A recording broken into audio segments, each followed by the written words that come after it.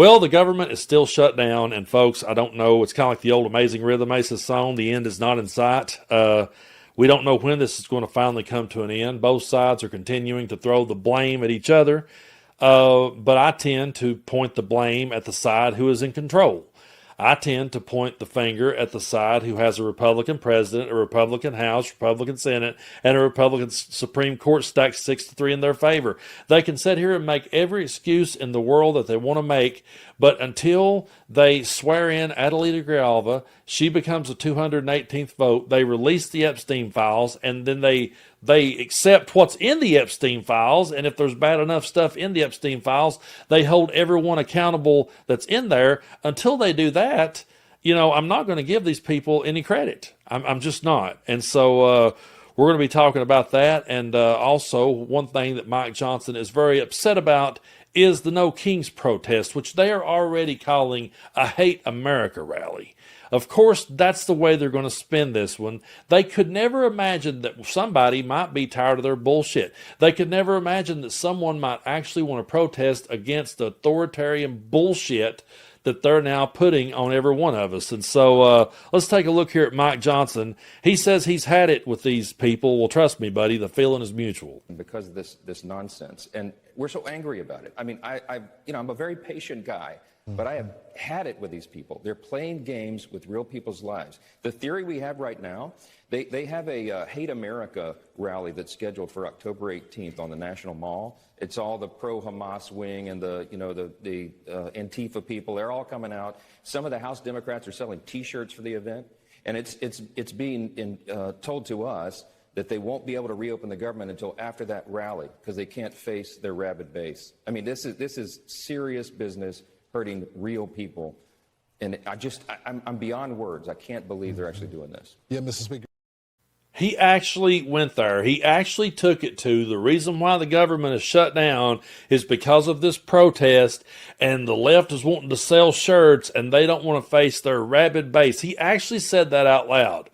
And he will never own up to the fact that the reason why we all think the government is remaining shut down is because they do not want to release the Epstein files. Folks, pretty much everything that happens within the Trump administration, with them now going after Antifa like never before, when there's not even really such a thing as Antifa, it's just an idea, it's not an organization. But the reason why they're doing all this stuff and throwing as much stuff at the wall to see if it will stick, and while they're trying to give Trump credit for peace in the Middle East when there's no such thing, the reason why they're trying to do every bit of this stuff is so they can then turn and just sweep all the Epstein files under the rug. I do believe that's why the government has continued to shut down. And I really do believe that if they honestly cared about children and they were really the party of pro-life and were the party of responsibility and accountability and pulling yourself up by the boots, then they would release the files and they would face the music. But I don't think they're ever going to. But, what's been so interesting, too, is watching Marjorie Taylor Greene jump ship. There are Republicans who are seeing ahead and realizes that the ship is actually sinking. I do believe that people like Mike Johnson, Donald Trump, Vance, they're all very delusional. Marjorie Taylor Greene's not. She actually realizes that the ship is sinking, and she's been pulling away, and she's been calling it out. And I'm not here to give her any credit, but I will say that she's smart enough to look ahead of the future and realize that she's going to have a career after all of this is over.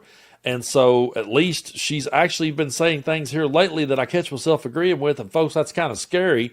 But I'm to the point, as far as Mike Johnson talking about, we're tired of these people. Trust me, I am so over the top tired of MAGA. I'm truly tired of Marjorie Taylor Greene.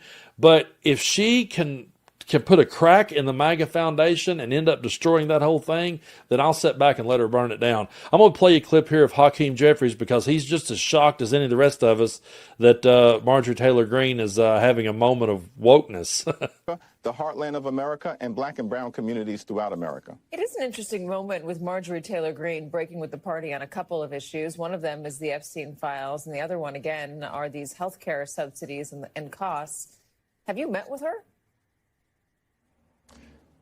I have not met with her, but it does seem to many of us that she's had a surprisingly enlightened few weeks in terms of her perspective on both the Epstein files and also, Katie, we know one of the reasons why Republicans refuse to come back, why they remain on vacation, all across the country is because they don't want to swear in Representative-elect Adelita Grijalva because she would represent the 218th signature for an up or down vote on releasing the Epstein files. And at the same period of time, Republicans have no interest, zero interest in trying to address the healthcare crisis that they visited upon the American people, even though you've got Republicans now, most prominently Marjorie Taylor Greene, who's making clear this is not a made-up crisis. It's a real thing.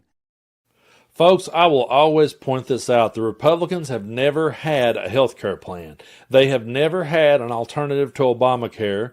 They've been fighting against health care before most of us was ever born. I mean, if you go all the way back to FDR and the New Deal, they were fighting against it then. They've been fighting against it every step of the way. And if you remember, Donald Trump said he had concepts of a plan. We still haven't even seen those concepts of a plan. So when Mike Johnson says, oh, we're the party that cares about health care, I laugh out loud at that, and we all know better. But it's an absolute slap in the face that they go out here and they all go on vacation and they continue to get paid while everyday Americans struggle. Folks, the Republican Party is not the party of the working class. They might have duped some working class people into voting against their own interest, but they are not the party of the working class. They never have been. They never will be. All they have ever been is the party of the culture wars. And the culture wars is what ended up winning it for them. And what also ended up winning it for them was Donald Trump bringing people into the political world who just wanted to see WWE-style theater, who just wanted to see reality show type theater. They grew up on such a steady diet of that crap, they think that's how the government is ran. So right now, to a lot of them, this is just a reality show episode, and they're sitting there slinging shit back and forth at each other, not realizing they're cutting their noses off to spite their own face. And it's so frustrating to sit back and watch this, but the audacity of them to sit and go, oh, it's the Democrats' fault. The Democrats did this. They are in control of everything. They could bring it back together. They could have stopped it from happening to start with. It didn't have to happen. But again, the Epstein files was coming up, and they had to pump the brakes because they're the party that is defending pedophiles, plain and simple. And there's no other way around it anymore. There's no way to get around this one. There's no way to weasel out of this one. The Republicans are the party that protects pedophiles, plain and simple. And until they release the Epstein files and they hold everyone accountable that ever hurt anyone, we're not going to say anything any different. At least I'm not. And I always say this because I know there's going to be a troll somewhere that's going to say, well, what about Bill Clinton? I don't give a damn about Bill Clinton. If he's guilty of wrongdoing, you can prosecute him. You can throw him away. I'm not going to lose no Bill Clinton merch. I'm not going to throw away one flag, one T-shirt, nothing. I think the only thing I have is his autobiography. I'll dump that in the trash. That's it. I won't have anything else to throw away because I don't worship politicians. But not only does the Mike Johnsons of the world worship Donald Trump, they're defending Donald Trump, and they're defending this one of the biggest criminal child sex trafficking rings in the world's history in Jeffrey Epstein. If they truly were the party of pro-life, they would have come out a long time ago and said, enough is enough. They would have come out a long time ago and said, hey, you would think, as hard as they preach for life, and as hard as they preach, we got to protect the children, you would think this would be the biggest one, really considering how they ran on it. They ran on the whole damn thing. They made it one of their biggest pieces was we're going to release the Epstein files, but here they are keeping the government shut down, letting the country just circle the drain. And I don't know when the government will reopen because they're sitting there going, well, the minute we do, we got to swear in Adelita Grijalva, and that's the 218th vote, and then here comes the files. So they're just going to throw as much shit as the wall as they can to see what will stick in hopes that we all forget about it. But we're not going to, folks. We're not going to forget about the Epstein files. We're going to continue to ask for them to be released and everyone to be held accountable from Donald Trump all the way down. It's not about Republican. It's not about Democrat. It's truly not. But I don't ever want to hear a Republican ever bring up caring about children until they step up and say, we want to see the files. I may not be a fan of Marjorie Taylor Greene. I sure as hell ain't a fan of Lauren Boebert and Nancy Mace. I'll never give them a pass. But at least they put their names on there. At least they did that. Maybe they were trying to save their asses later, but at least they did that. And at least Marjorie, in this moment in time, is standing strong on that. I hope she don't cave. I have no faith in her. I hope she don't cave, and I hope she stands strong, and I hope we make it across the finish line and get those files released. And when they get released, I don't want to sit back and watch them all make excuses. I just want to see them held accountable once and for all. But folks, I do appreciate y'all so much for your support here on the channel. We're cruising toward 1 million subscribers, and I appreciate you so much because it's really hard sometimes for me to wrap my mind around the fact that I got that big of a following when I'm sitting in a town of 9,000 people. But I really do appreciate all of your support. We'll keep standing on the right side of history, and we'll keep calling this stuff out. And like I always joke and say, it's a full-time job when you're doing it because this administration is really flooding the zone. But we have to keep our head above water, and we have to stay focused, and we will. And I appreciate y'all so much for supporting this channel.